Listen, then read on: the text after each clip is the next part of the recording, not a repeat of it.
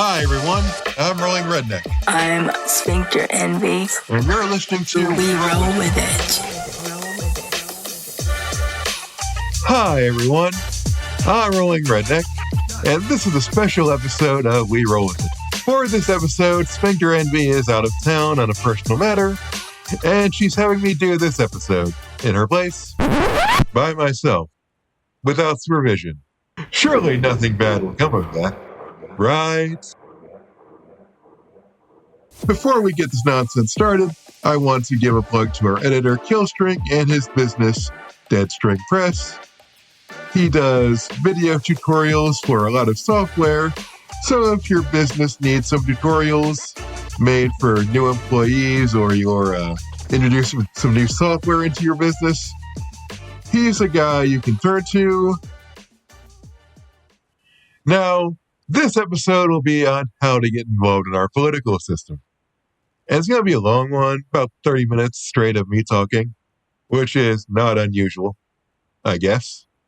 But let's get started with the various how-tos. Lesson 1 is ABV, always be voting. A lot of people think you have to vote every 4 years. They ignore special elections, midterms, etc., and then wonder why their community is not doing the things they want it to do. If there are elections, you should be voting in them, if you're eligible.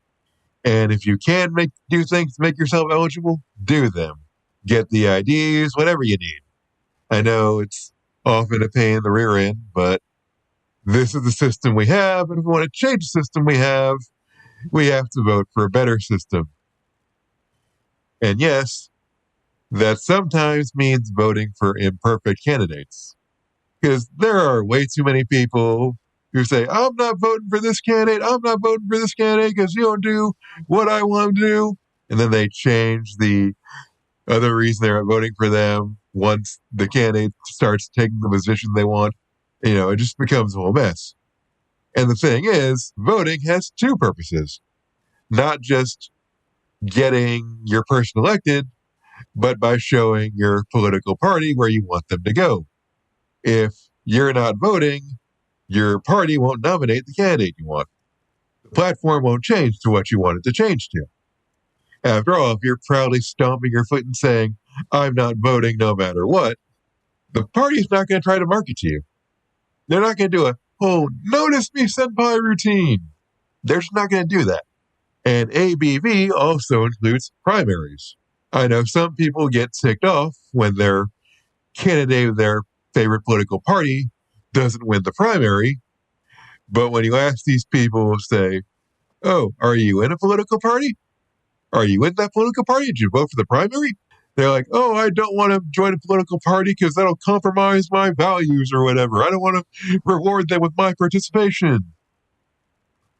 Well, how do you expect your preferred candidate to win the primary if you're not voting in the primary? I'm sorry, I'm not trying to be mean, but it's true. If you want your candidate to win the primary, they have to get the votes to win the primary, and that includes yours. You can't expect other people to help your candidate win the primary if you're not going to be in the primary. I guarantee you that in 2016, if at least half the Bernie 2016 voters who are saying, I don't want to join a political party because it'll compromise my political beliefs or, whatever excuse they had, Bernie would have probably won the primary. And that's just one part of the political process. The other part of the political process is knowing who the candidates are. Like, we know who the presidential candidates were. We know who's in office now. We may know who our representatives and senators are, but all politics is local. Everything starts from a local area. Do you know who your city councilman is? Do you know who the guy in charge of animal control is? Do you know who's running your assorted departments, transportation, sanitation, whatever? If you want to be involved and, make a change in your community, you're going to have to learn these names and know how to talk to them. Most importantly, you're going to have to know what departments they run and what falls under their department. Because if you go to them asking them to do something that's not in their department, or you go to the city council meeting and ask city council to do something that's not in their department, you're going to look stupid. I'm sorry, but regressive people, like reactionaries, conservatives, whatever you want to call them, love it when leftists storm in city council meetings, demand that city council meetings or city councilmen take positions that are not relevant to what they're supposed to be doing. Heck, even conservatives are not immune to this. I know people who will ask a school board's position on abortion. Hell, I ran for school board once, and somebody asked me about abortion. I was like, abortion's not my department. I'm running for school board. Why would you think that abortion is the department of somebody running for random local position? Same token, why would you expect the city council to take foreign policy positions? Even if there is a significant refugee community, is not the department of city council. It's not something they can change. Instead, focus on what your city council can change. And that brings me to the next topic, respectability politics. I know, everyone's going to groan and whine and sigh, but respectability politics is a tool. It's not the only tool, but it is a valid tool. And yeah, you kind of need it. See, when you go to protest or city council meetings or hearings, you're not trying to persuade the people who have already made up their mind. You're trying to persuade the people who haven't made up their mind. The guy in the middle, the guy who doesn't understand what's going on, the guy who doesn't follow politics that closely. Here's the secret. The people who don't follow politics that closely, they have a built-in narrative for who the good guys and bad guys are. Guys in nice suits, talking all fancy and nice and being polite, they're the good guys. The guys dressed, however, wearing masks and bandanas and all kinds of other weird crap, waving their middle fingers, saying F this, F that, blah, blah, blah. The middle of the road guy, he's going to think the latter guy is the bad guy. Now, I get it. People shouldn't be judging political movements based on the appearances of their members, based on what they wear, blah, blah, blah. You know, I agree with that. But it is an unfortunate truth that they do. You can't change the electorate you have. You got to work with the electorate you have. So that may mean when you go to the city council meetings to speak on whatever topic you want to speak on, like transportation or the lack of sidewalks or the police being general douchebags, you got to dress nice. And more importantly, you got to be respectful. Again, a lot of elected officials really like that deference stuff, especially here in the South where we are. So you got to deal with that. And trust me, I don't like getting dressed up either. But if you can dress up, if you have the coordination to work with buttons and zippers, you should at least try, or at least wear a decent polo shirt. Now, the next part goes more into disability activism. I'm about to lay some hard truth on the special needs parents who may or may not be listening. But the days when you can persuade a person who opposes you by bringing them brownies and a heartfelt story, maybe a few statistics go along with it, those days are over. And I'll give credit where it's due. It worked back in the 80s and 90s. Heck, Reagan was the one who signed the Kate Beckett waiver that allowed disabled kids to stay at home rather than automatically being stuffed into a nursing home. One of his few good deeds, I might add.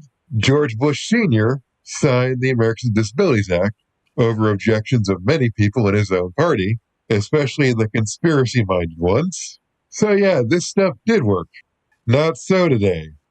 The current opposition is motivated by being politically incorrect, anti-woke, whatever we're calling it this week. That means anything that helps minority group, and yes, disabled people are a minority group, is seen as verboten.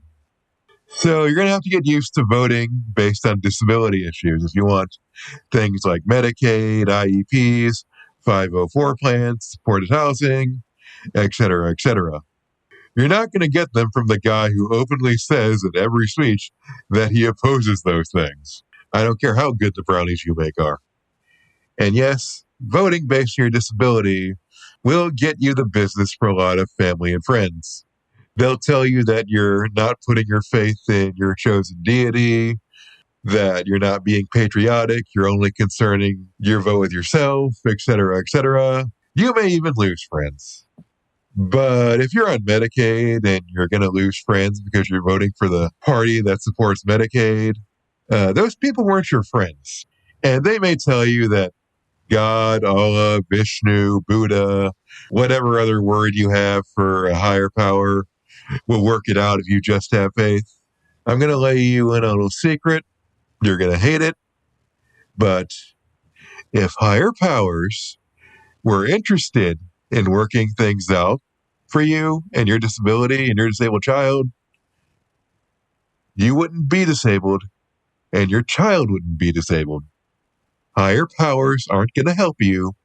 You're on your own. Vote accordingly. Oh, I'm going to get so many letters. Spectre Emmy should have not left me unsupervised, and I'm going to get so many words from my mother. But you know what? I'm right and she's wrong. Next part of political advocacy and voting. Here's a thing a lot of disabled people and a lot of special needs parents need to get comfortable with. If you want things like Medicaid, supported housing, 504 plans, etc., insert your own sequence of letters and numbers. Really, there's a lot of them. If you want those things, you're going to have to be comfortable with other people getting those things. Act like a grown-up. Don't be like those fourth graders in your school who saw you get an Alpha Smart or extra time on test and scream, "Oh no, that's not fair." Be a grown-up. If you see somebody you don't like getting those things, just move on. You got a good thing, they got a good thing. Hooray. Because I'll be honest, there are a lot of disabled people I don't like. Heck, two of them were the genesis of this show. And God, I wish we could tell those stories, but we can't.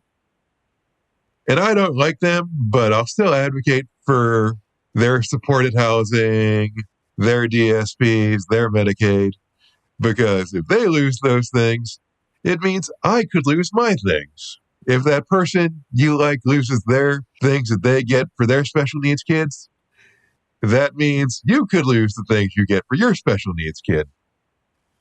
In other words, put your bullshit aside, especially if your bullshit is based on nonsense. There are way more racist people in the disability rights movement than we care to admit. And they'll say, "Oh, I'm just concerned about the people taking advantage of the system." But another hard truth, all able-bodied people think all disabled people are taking advantage of the system. They just won't tell you. They're just saying things like deserving and undeserving to make it look like they're not targeting you, but they are. So yeah, and sometimes dealing with this fact may mean kicking some people out of the barbecue. See, one thing I've noticed over the years is that the disability rights movement places a lot of emphasis on ideological diversity, but I'm not sure ideological diversity is really compatible with the disability rights movement anymore. With all these people insisting that all disabled people are taking advantage of the system, welcoming these people who are voting for the people who think everyone on Medicaid is a fraudster, maybe welcoming everybody to the barbecue is not a good idea. And that doesn't mean I won't advocate for those people to receive Medicaid if they need it, just that I'm not inviting them to the barbecue. Because when you welcome the sheep and the wolves to the barbecue, only the wolves are showing up. And this need to make sure everyone feels welcome has actually made a lot of people not feel welcome.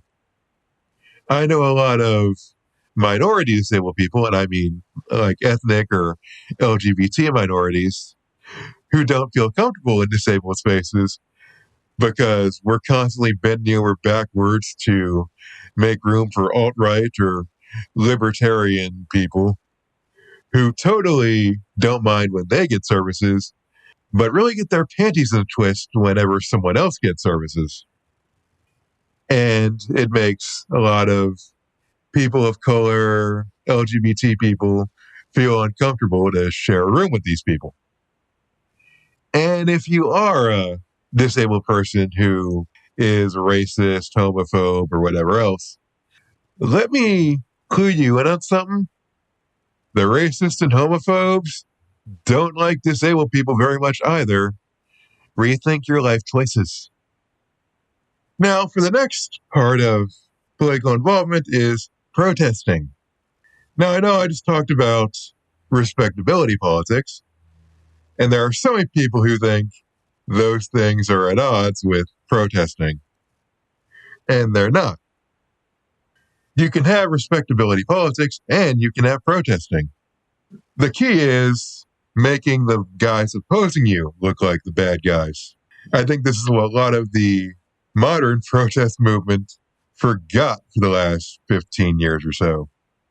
You know, you had all the people saying shit like, rioting is the voice of the unheard, or, all that stuff. Or if you see someone shoplifting, no, you didn't.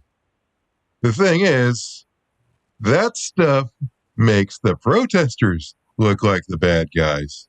The point of protesting is to make the people you're protesting look like the bad guys. There's a reason MLK made a point to make sure all the people that were marching with him were dressed in their Sunday best. The media was there and they were watching the cops act complete, unhinged rednecks. Meanwhile, all the black people were in suits and being nice and respectful in a show of defiance, even when the cops were being complete dipshits. But again, you gotta make the people you're protesting look like the bad guys. You gotta be presentable for the media. And you also have to be coherent for the media. And for that matter, my stuttering, blah, blah, blah. When you're talking to city councilmen and the media, you have to be coherent. You can't be going off on a laundry list of things. Pick one specific thing and talk about it there. Because people sort of glaze over when they're just hearing you talk about a laundry list of grievances. Because there's so much to focus on, they don't know which is more important, and they just glaze over. I have had more success, reaching out to my city council, talking about one thing at a time, at one meeting at a time, than I ever did talking about multiple things at once. Heck, there's even talks of me being on a local board this June. And I'm not going to say what local board on the off chance that someone from my city is listening and suddenly they'll put their hat in the ring just to make sure I don't get the spot. Some people really are that petty. And that, incidentally, brings me to another possibility of community involvement. Boards and commissions. Many cities have varying boards and commissions that often have open seats that nobody's running for. And you can just talk to your city council and say, hey, is there an open seat here? Or go online. They have places where you can apply for those open seats. In fact, getting to know your city council members is one of the best ways to get on those seats. At least 2 or 3 of them want me on that board, and they're both pretty bipartisan, actually, which is really wild because the one guy in the other party that I know really hates my stance on paying college athletes. But that just shows you what being respectful and focusing on one thing at a time can do for you. Sometimes you do have to play the game if you want to make changes. I know there are a lot of people who think playing the game is the way to lose their morals, but if you don't play the game, some really amoral shitheads will get in power. Heck, some people's refusal to play the game are why we have a lot of really amoral shitheads in power. Speaking of playing the game, It's time to talk political parties. I know. Boo, political parties. They'll compromise my morality, blah, blah, blah, blah, blah. But how do you expect to affect change within your political party if you're not joining it? How do you expect to get your preferred candidate nominated by your party if you're not voting to nominate him? How do you expect to change the party's platform if you're not taking an active role in shaping that platform? That's the thing. I was recently voluntold to be my party's precinct chair, and let's just get into a little anatomy of party organization. Precincts are the lowest level of any political party organization. Then it goes from city to county to state to federal party elections. And being involved in your precinct is the best way to get the ball rolling in changing your party's platform. I got some resolutions passed to add some things to my party's platform. They'll be going to the county convention later this month. And presuming they pass the county convention, they'll go to the state convention.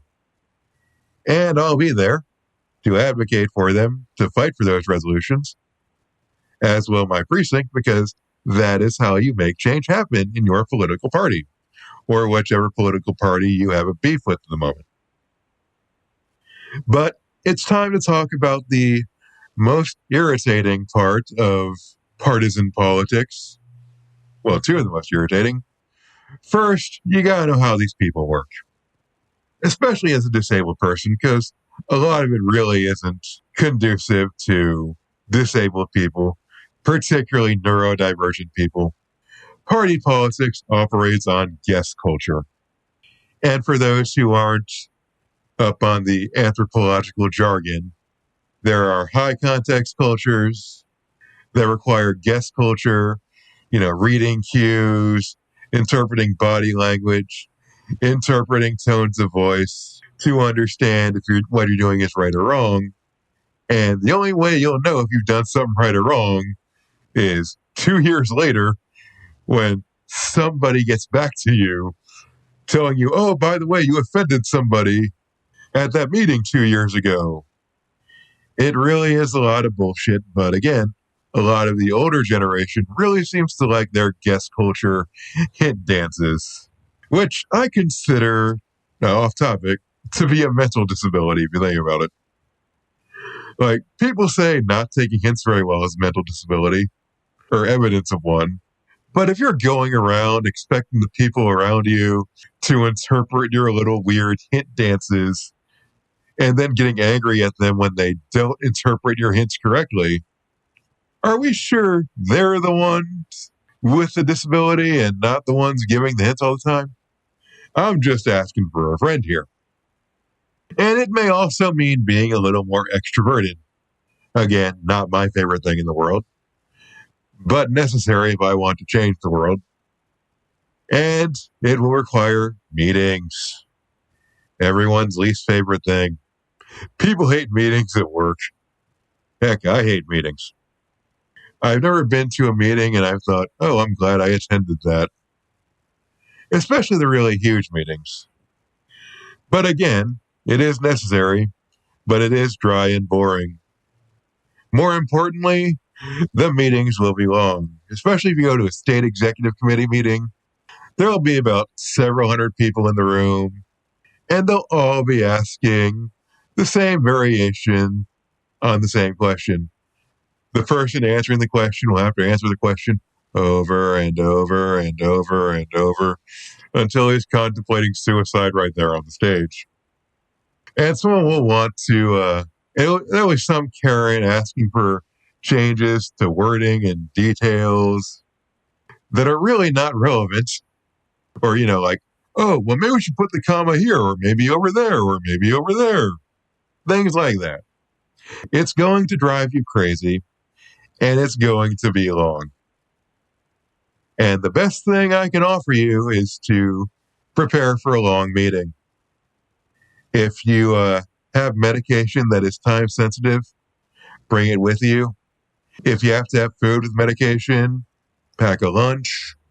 Because while there will be a food truck out there, the food truck will be overpriced, and maybe you're, like me, going on a diet or you have some dietary restrictions. It's going to drive you crazy, but again, if you want to see worthwhile changes, sometimes you have to do things that drive you crazy. And finally, if you want to be involved in partisan politics, you'll have to learn to work with people who have slightly different perspectives than you do. There are a lot of older Democrats who were traumatized by Ronald Reagan winning twice and don't want to go too far left. But at the same time, if you're an older person listening to this, you're going to be dealing with a lot of people who are traumatized by the Great Recession and our anemic response to it. So we're all going to have to bury our shit and learn to deal with each other. And you're going to have to learn how to deal with people of differing abilities and orientations. A lot of able people are really shocked when they hear things that I've told them that disabled people have to go through, even the ones who are liberal. And you're going to have to work through those differences. And more importantly, particularly if you're dealing with someone with considerable influence, you're going to have to learn to be respectful of them. And that doesn't mean liking them. I know people have got this whole thing confused. Respecting somebody doesn't mean liking them. Doesn't mean you have to like them. It just means you have to be able to share a room with them for an hour or two. It just means you have to say hi, have a civil conversation while internally screaming. But the key is to keep that screaming internal unless they do something really stupid. There will be times when they need to be screamed at, but 90% of the times you got to keep it to yourself. If you want to get a position of influence within politics, the city council, your party, whatever, or you want to get access to the people who have the influence, you have to show basic respect. I'm not talking kiss their ass or, wipe their feet, just like saying, hi, how are you, Mr. Smith? All that stuff. If you want that access, you want that influence, you got to play the game. Because whether you're playing the game or not, the people who don't like you are. The people who don't like disabled people getting services, they're voting. The people who are mad about employment accommodations at the workplace for disabled people, they're voting. The people who are mad that they're not getting the scoreboard that they don't need because the school has to pay some for special education, they're voting. They're getting access. They're playing the game. So if disabled people want to, do what we need to do, we got to learn to play the game ourselves. Even if it does make us scream internally. Credit for music goes to Alex Productions. You can find them on YouTube. We'll put a link in the description. Have a nice day, everybody. We hope you enjoyed this episode of We Roll With It.